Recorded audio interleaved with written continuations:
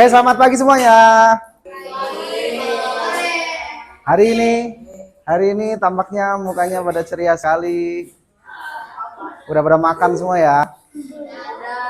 Oke, ada materi sedikit tentang wawasan kebinekaan global. Oke, wawasan kebinekaan global itu judulnya sebenarnya. Wawasan, tahu wawasan apa itu? Wawasan kebinekaan global. Wawasan itu tahu nggak apa? Wawasan kebinekaan global. Wawasan tahu apa itu? Ini ulang. Wawasan itu pengetahuan secara umum, ya kan? Kebinekaan, bineka. Tuh, bineka atau ika. Bineka itu apa? Keberagaman, betul, keberagaman. Global berarti keseluruhan. Yang nanti perbedaan itu akan membuat kalian lebih maju daripada yang hanya menyukai satu jenis saja. Contoh misalkan, siapa yang di sini setiap hari makan? Ada? Atau ada yang puasa? Ada nggak? Oke, contoh, bayangkan setiap hari pagi makan ayam goreng, siang makan ayam goreng, enak sih. Malam makan ayam goreng, besok makan ayam goreng, siangnya makan ayam goreng, selama seminggu makan ayam goreng, selama sebulan makan ayam goreng. Apa yang terjadi? Yang kalian rasa? Bosan. Lebih enak, bayangkan lebih enak makanannya bervariasi, ya kan? Pagi nasi goreng misal, siang pakai ayam, sore pakai B2 misal, besoknya lagi beda lagi, besoknya lagi beda lagi. Oke, lanjut. Terus pakaian pun gitu. Kalau pakai sekolah mungkin wajib ya, tapi kalau di rumah hari Senin pakai warna putih, Selasa putih, Rabu putih, Kamis, Jumat putih, sampai Minggu putih, Senin lagi putih, tiap hari pakai putih. Apa yang kalian rasakan di situ? Bosan nggak? Oke, di sini ada topik 3, berdamai dengan diri sendiri. Kenapa kita perlu berdamai? Mulai dari diri sendiri. Perhatikan, ada teks di sana. Setelah mempelajari topik, mengapa konsep tentang ragam identitas, mengapa memberikan contoh sikap kasih sayang daripada diri. Oke, begini. Siapa yang di sini sayang sama diri sendiri? Siapa yang sayang terhadap dirinya sendiri? Jenny nggak sayang? Pantesan jarang mandi mungkin ya. Turunin tangan. Kalau sayang dengan diri sendiri, apa yang kalian lakukan? 1. Apa? Mandi teratur, ya kan? Anak perempuan. Misalkan apa lagi? Skincarean. Anak laki-laki. Potong rambut supaya tambah ganteng. Ya kan? Merawat diri. Lanjut. Di sini ada pertanyaan, lihat ke depan. Pernahkah kamu merasa malu atau tidak percaya diri? Siapa yang pernah merasa malu? Ada? Malu terhadap diri sendiri. Turunin tangan. Sehingga kamu menyembunyikan identitas tersebut agar tidak diketahui orang. Identitas bukan hanya nama, tapi makanan kesukaan juga identitas. Hobi, alamat, identitas. Pernah lah ya, oke. Pak Ferry juga pernah, sama. Lanjut. Kejauhan nih. Pernahkah kamu merasa malu? Ceritakan. Tadi ada yang pernah merasa malu katanya kan? Sekali lagi nih. Masih ada. Clayton. Pernah nggak kamu merasa tidak percaya diri? Pernah? Kapan? Waktu apa itu kamu tidak percaya diri? Atau merasa malu? Pernah nggak?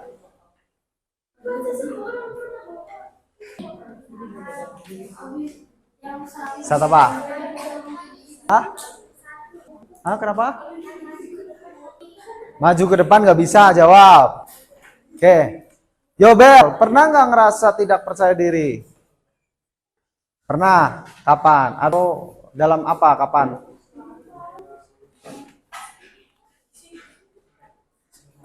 Suruh maju, tetap disuruh maju. Perempuan. Siapa? Gigi. Pernah nggak merasa nggak pede?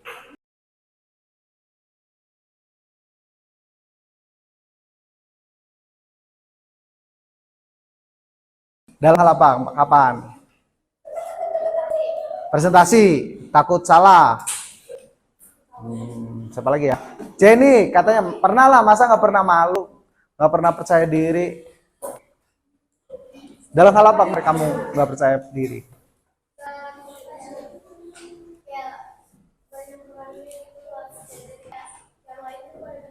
Pada pinter-pinter gitu ya. Oh yang lain pada cantik-cantik. Terus kalau kamu ngaca, saya paling cantik perasaannya. Oke, Evan, pernah nggak ngerasa malu dan tidak percaya diri? Pernah nggak? Pernah nggak? Kapan? Nggak bisa matematika. Kania pernah nggak merasa malu? Kapan? Hah? Kenapa malu? Tidak percaya diri? Hah? Oh, asal jawab. Oke, sekarang contoh nih. Ada contoh permainan di sini. Aktivitas dengan identitas kalian, dengan yang kalian merasa, oh ini saya banget. Contoh misalkan, kalau yang merasa itu kamu, boleh berdiri. Kalau bukan kamu, kamu duduk aja. Ya. Contoh. Sekarang ya contoh dulu. Siapa yang di sini suka makan jengkol? Oh, satu. Berdiri aja, berdiri. Makan jengkol. Ada? Oke. Masih berdiri ya? Lanjut. Sulit. Oh, mau sering. Sulit memaaf. Sekarang duduk dulu. Sulit memaafkan. Siapa yang sulit memaafkan? Boleh berdiri. Wah. Wah, banyak. Wah. Oke, berarti masih banyak nih. Lihatin tuh teman-teman yang sulit memaafkan. Turun, duduk. Lagi ya. Siapa yang di sini rumahnya di Perumnas? Rumahnya Perumnas. Oh, cuma 3. 4. 5. 6. Oke. Duduk silakan. Lagi. Siapa yang di sini merasa rambutnya lurus? Oke. Silakan duduk. Siapa yang merasa rambutnya bergelombang?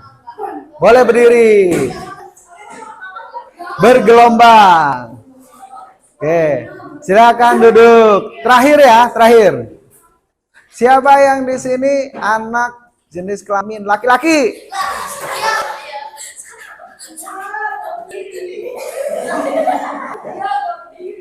Siapa yang merasa perempuan?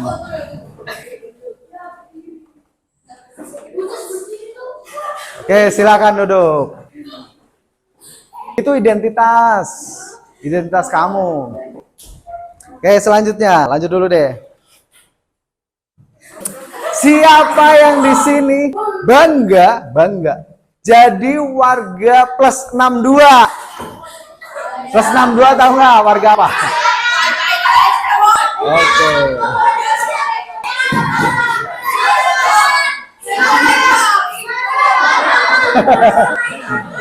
Oke, stop. Silakan duduk kembali. Ternyata ada yang nggak bangga dan bangganya karena ikut-ikutan temennya. Lihat ikutan berdiri. Warga bangga jadi warga 6. Warga 6 plus 62 tahu nggak? Ada yang nggak tahu? Plus 62 itu kode wilayah telepon. Plus 62 itu Indonesia.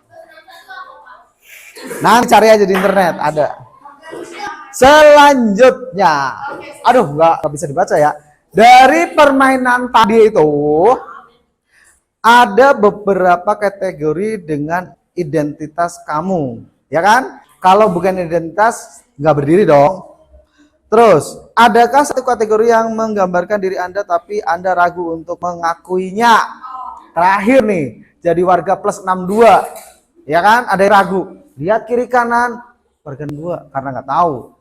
Satu lagi, dari semua identitas tadi, mana yang menurut kamu paling penting dan berharga buat kamu yang Pak tanyain? Bisa kasih pendapat? Dari tadi yang Pak Rui kasih tahu, yang kamu berdiri, duduk, yang paling penting pertanyaan yang mana yang menurut kamu penting? Makan jengkol. Warga plus 62. Ada lagi? Udah. Alat kelamin penting dong. Bodoh bilang alat kelamin.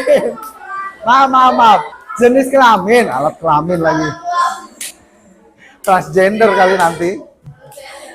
Oke, stop. Ya jangan sampai, jangan sampai jenis kelamin sendiri masih ragu. Oke, lanjut ya. Seperti itu. Oke, di situ ada, setiap orang punya banyak identitas.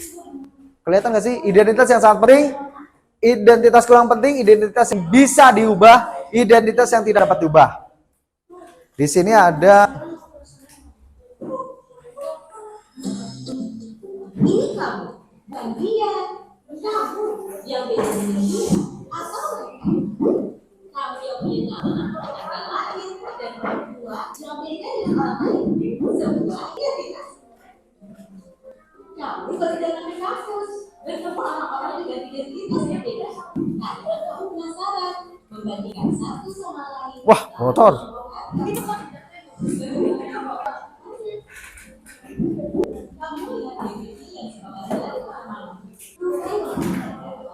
Ini sebenarnya penting loh, identitas diri, kebinekaan, keberagaman. Contoh, kalau kalian belajar, ada mata pelajaran, misalkan 7 mata pelajaran yang kalian pelajari nih. Kalau kamu hanya menyukai 1 atau 2 mata pelajaran, terus yang lain kamu nggak suka, terus nilai kamu pas-pasan, yang rugi kamu sendiri atau orang lain. Beda cerita dengan ketika kamu beragam belajarnya, matematika semuanya, agama, PPKN, bahasa Indonesia, IPAS ada kalian? IPAS dipelajari semuanya, dan kamu unggul semuanya, pasti nilainya pasti yang terbaik, ya enggak? Beda dengan pilih-pilih mata pelajaran. Contoh, kalau kamu berwisata, contoh. Kalian misalkan saya berwisatanya ke luar kota saja, yang terdekat saja supaya lebih hemat, misal.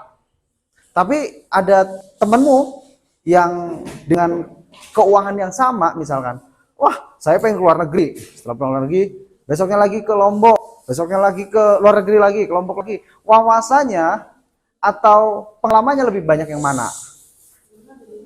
Yang jalan-jalan jauh-jauh gitu kan. Sama. Kalau ada anak yang sukanya ngamar terus, tahu ngamar nggak? Ansos. Atau lebih nyaman hanya main handphone, tiduran, makan, main handphone. Sama kalian melakukan aktivitas pekerjaan yang lain. Misalkan nih, nemenin papa ke mall, nemenin papa jalan-jalan, belanja, misalkan disuruh mama bantuin ngapain, masakkah yang perempuan, terus misalkan suka main bola sama teman-teman di dekat rumah dan sebagainya. Lebih banyak pergaulan yang mana? Yang di kamar saja atau yang aktif berkegiatan?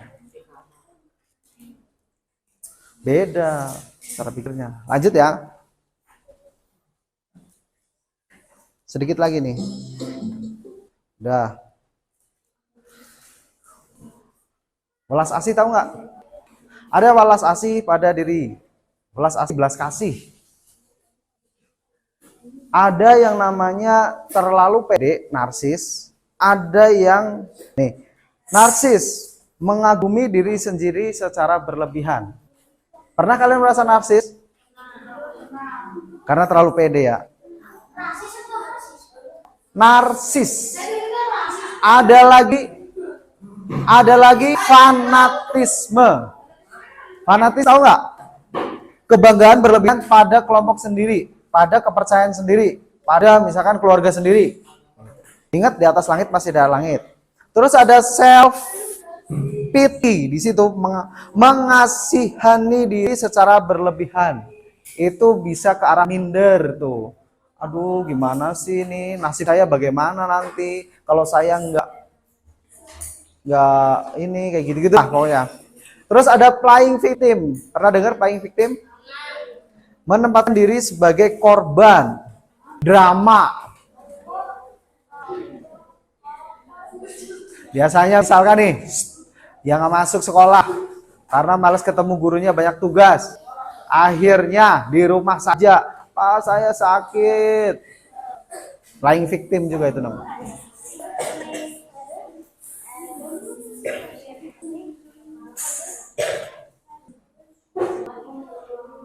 Yuni, seorang siswi di sebuah SMA, berasal dari keluarga Ini tampilan video terakhir. dihormati dan diterima. Yuni mengaku sebagai anak orang kaya. Gaya besar dan bicaranya diatur sedemikian rupa. Tapi diam-diam teman-temannya tak percaya, bahkan mencari tahu manusia yang sebenarnya. Hingga akhirnya Yuni ketahuan identitas aslinya. Karena malu, akhirnya Yuni tak pernah lagi muncul di sekolahnya. Kisah Yuni ini kisah nyata dan bisa temui di lingkungan remaja. Rata-rata siswa kali ini merasa benar karena tidak memiliki apa yang orang lain miliki, baik itu fisik, prestasi, maupun sifat khusus. Menurut hasil FGD kami dengan para guru di sekolah yang ada di Jawa Barat, bahwa dari 1 dari 5 siswa merasa minder karena fisik, dan 1 dari 5 siswa merasa minder karena tidak punya prestasi seperti orang lain. Hasil survei online kami terhadap remaja menunjukkan mereka tak mau menerima diri agar diterima dan dihargai. Bukannya sibuk menemukan dan mengenal potensi diri, mereka malah sibuk mengejar standar umum. Orang yang berkulit gelap sibuk memutihkan kulitnya karena iklan bahwa standar kecantikan itu identik dengan kulit cerah. Yang keriting meluruskan rambutnya karena standar umum wanita anggun adalah berambut lurus terbuka. Jika kita sibuk mengejar standar itu, coba pikirkan beberapa hal ini. 1. Setiap orang itu unik, gak mungkin ada standar yang cocok untuk semua. Setiap orang bisa punya standarnya masing-masing. Kalau standar orang ganteng itu mancung dan tinggi, lalu bagaimana dengan orang yang pendek dan pendek? 2. Standar itu diciptakan oleh iklan, industri, sinetron, atau budaya. Orang yang gagal membuat standar buat dirinya bakal bisa secara empuk berharap cipta standar. Mereka yang bakal jadi korban iklan dan pengaruh lingkungan. 3. Standar itu relatif. Beda tempat, beda standar. Di Mauritania, sebuah negara di wilayah Maghreb di Afrika Utara, misalnya orang yang cantik adalah orang yang berbadan subur. Di Jepang yang dianggap cantik itu yang giginya gingsul. Ada yang giginya gingsul, kelas 6. Gingsul itu nongol keluar dikit, sepinggir biasanya.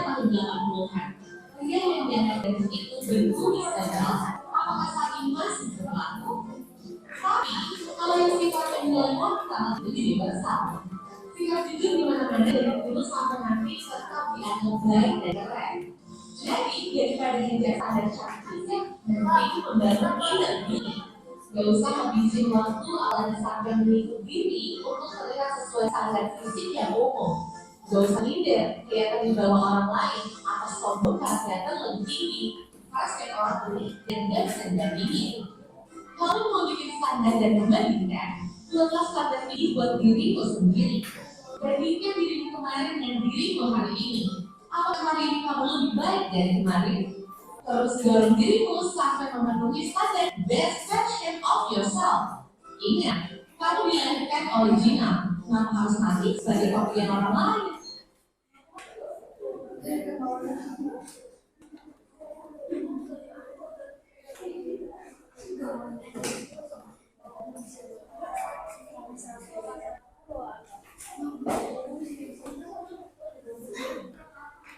Oke, jadi seperti itu. Keberagaman, perbedaan itu sangat bagus sebenarnya.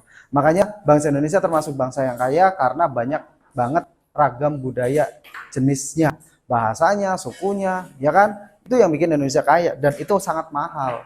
Bangsa lain nggak ada yang sampai sukunya banyak seperti Indonesia.